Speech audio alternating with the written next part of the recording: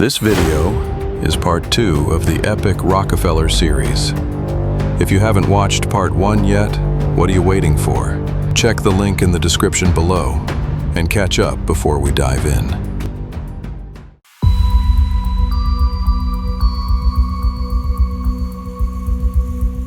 By the late 1880s, John D. Rockefeller was no longer satisfied with merely refining oil. He wanted to own the entire industry from the ground up.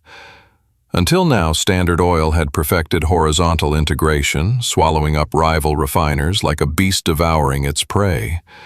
But with new oil discoveries erupting in Ohio, Rockefeller saw a future far more ambitious. It was time for vertical integration. Standard would now pump its own crude, refine it, transport it, store it, and sell it. No middlemen, no vulnerability. So John swept through Ohio, buying up massive tracts of land, planting forests of derricks, and weaving new pipelines across the state. But there was a problem. Ohio's oil stank, literally. Nicknamed skunk oil, its stench was so awful that barrels traded for just 15 cents. Other tycoons fled. But Rockefeller?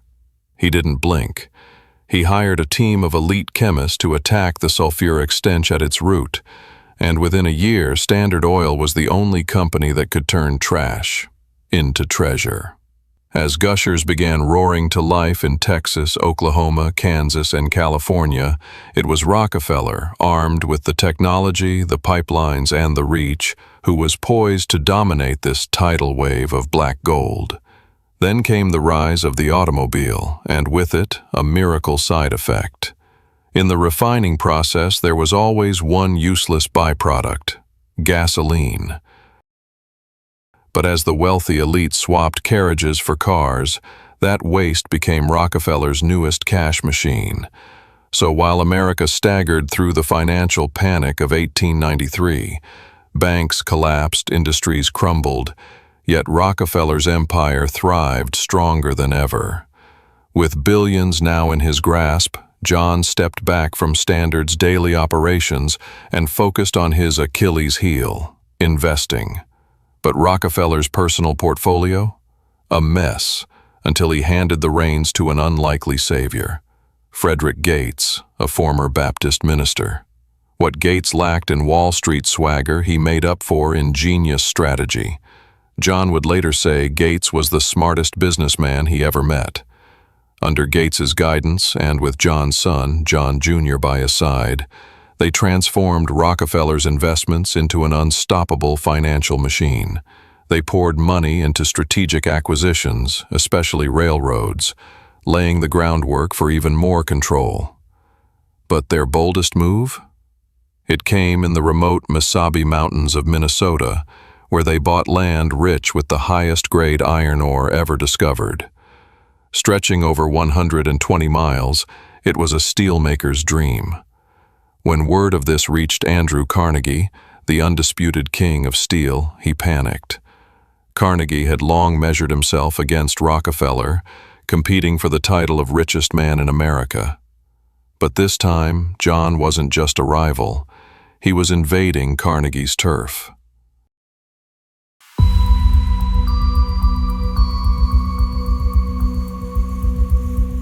With the iron-rich soil of the Mesabi Range beneath his feet and steel giants in his crosshairs, John D. Rockefeller gave the green light to Junior and Frederick Gates to begin full-scale mining operations, and just like that, Carnegie's worst nightmare became reality.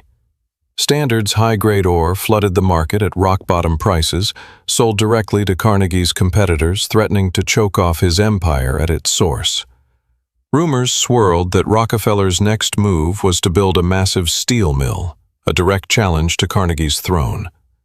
Carnegie, despite decades of dominance in steel, found himself vulnerable, his iron supply dwindling, and his past arrogance in not securing mines coming back to haunt him. Desperate to protect his kingdom, Carnegie sat across the table from the very man he once rivaled. The result was a secret, calculated alliance. Carnegie agreed to buy 600,000 tons of Mesabi ore annually and ship it alongside ore from his own mines, exclusively on Rockefeller-controlled railroads. In return, John gave Carnegie the very rebates he used to demand from rail barons. But this wasn't just a business deal. It was a ceasefire between two titans who realized that together they could suffocate the rest of the market. Wall Street went wild. Investors rushed to stake claims in what now seemed like an unstoppable super-alliance between oil and steel. But one man had a bigger idea. J.P. Morgan, the most powerful banker in America, didn't want to invest separately. He wanted to merge the monsters. His vision? To create U.S. Steel, the largest company the world had ever seen. When he approached Rockefeller to buy the Mesabi mines, John stunned him by saying he'd need to speak with someone else, his 27-year-old son. Expecting a naive heir, Morgan met Junior with condescension, bluntly asking, "What's your price?" But Junior, composed and cold, turned the tables. "Mr. Morgan, I think there's some mistake. I didn't come to sell. I understood you wished to buy." With that line, the power shifted entirely. Junior forced Morgan to name the price, and the banker, rattled, offered $88.5 million in U.S. Steel stock, worth over $3.1 billion today. Rockefeller accepted, and when Morgan soon acquired Carnegie's steel empire and merged it into U.S. Steel, the world's first billion-dollar corporation was born, with Rockefeller as one of its biggest shareholders. His wealth now stretched like steel veins across oil, railroads, mining, finance, and gasoline, especially as America's love for the automobile skyrocketed demand. With Gates managing his investments and Junior coming into his own, John had built not just one empire, but several. He quietly stepped back from business life, his fortune swelling beyond imagination. But in staying silent, he made one fatal mistake. He never officially announced his retirement. And in the eyes of the public, Rockefeller and Standard Oil were still one and the same, a detail that would soon explode into the most infamous scandal of his lifetime.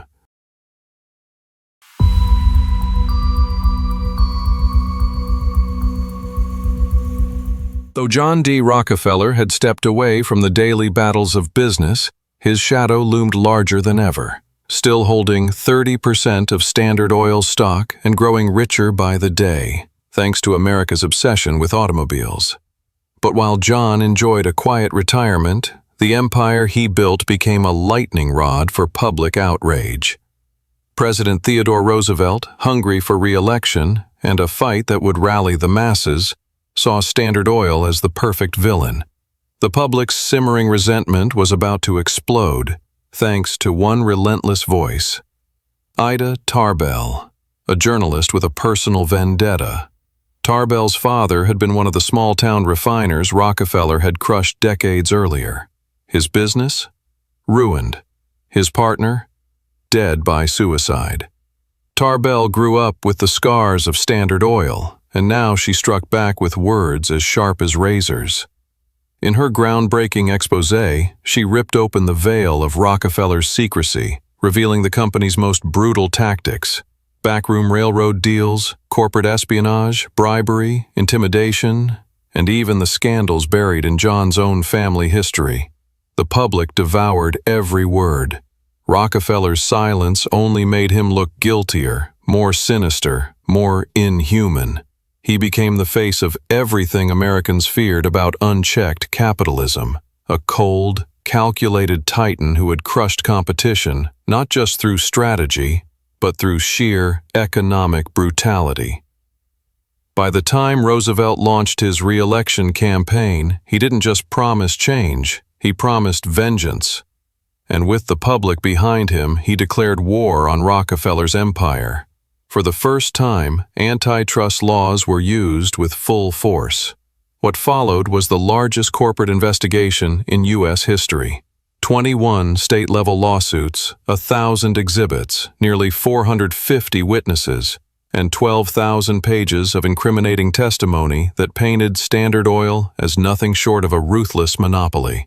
The investigation dragged on, even beyond Roosevelt's presidency, but the noose had already tightened. The numbers didn't lie. Standard controlled 87% of all oil refining in America, 100% in some regions, and they used that dominance to inflate kerosene prices and pocket record profits while bribing politicians to look the other way. The final judgment came on May 15, 1911. Standard Oil was guilty. By court order, the empire was to be torn apart, split into 34 separate companies to eliminate the grip of monopoly. It was the death knell of the most powerful corporation America had ever known.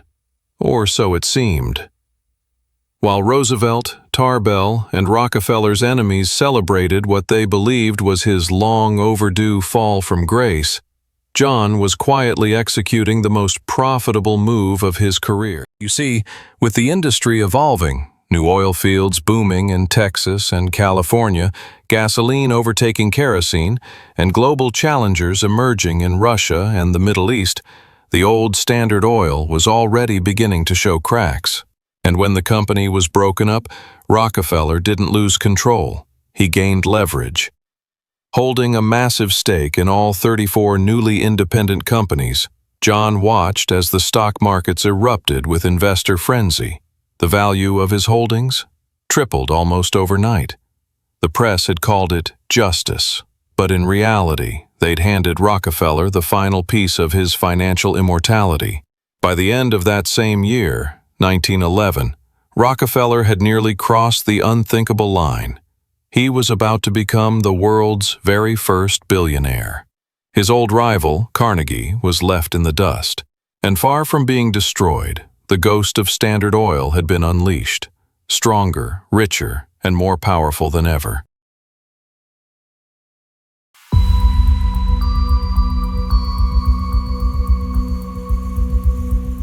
Now crowned the wealthiest man on earth, John D. Rockefeller stood at the summit of capitalism, his empire dismantled, yet his fortune multiplying faster than ever.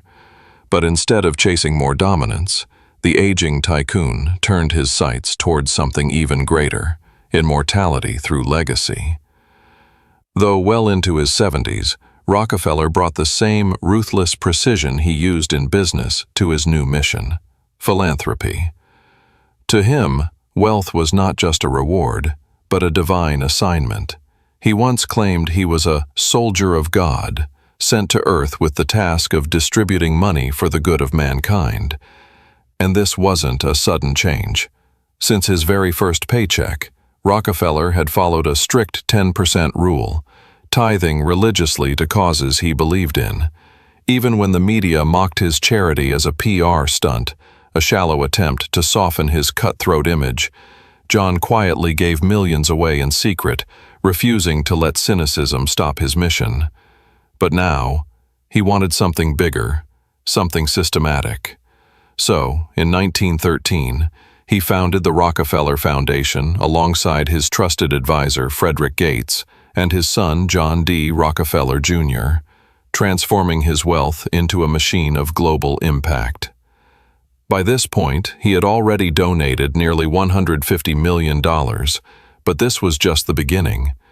Over time, John would personally give away over $540 million, an astronomical sum for the era, while Gates and Jr. would distribute hundreds of millions more.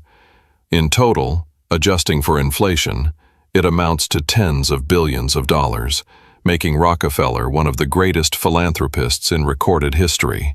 The foundation's first targets were medicine and education, two pillars John believed could reshape the human future. His funding helped eradicate hookworm in the American South, spearheaded the fight against malaria and meningitis, and accelerated medical breakthroughs through state-of-the-art labs. On the educational front, his money built schools in the most impoverished corners of the United States, funded global literacy programs, and laid the foundations for two of the world's most prestigious research universities. And though today the Rockefeller Foundation funds a wide range of causes around the globe, its roots all trace back to one teenager from Cleveland who started working at 16 just to put food on the table. But behind all the accolades and benevolence, a deeper question lingers. How do we judge Rockefeller? Was he a visionary savior, or a cold-blooded capitalist. His biographer said it best. What makes him so problematic is that his good side was every bit as good as his bad side was bad. He was a man of astonishing duality, disciplined yet domineering, generous yet manipulative, a saint to some, a villain to others. Perhaps that's why, after living nearly a century and transforming the world in both brilliant and brutal ways, his son could only sum it up in one haunting sentence. There was only ever one John D. Rockefeller. John D. Rockefeller, visionary or villain? He didn't just build an empire, he rewrote the rules of power, wealth, and legacy. From crushing rivals to changing the world through philanthropy, his story is a warning and a blueprint. If this fascinated you, hit that like button, subscribe, and tap the bell for more stories the textbooks leave out. And let us know in the comments, was Rockefeller a genius or just ruthless?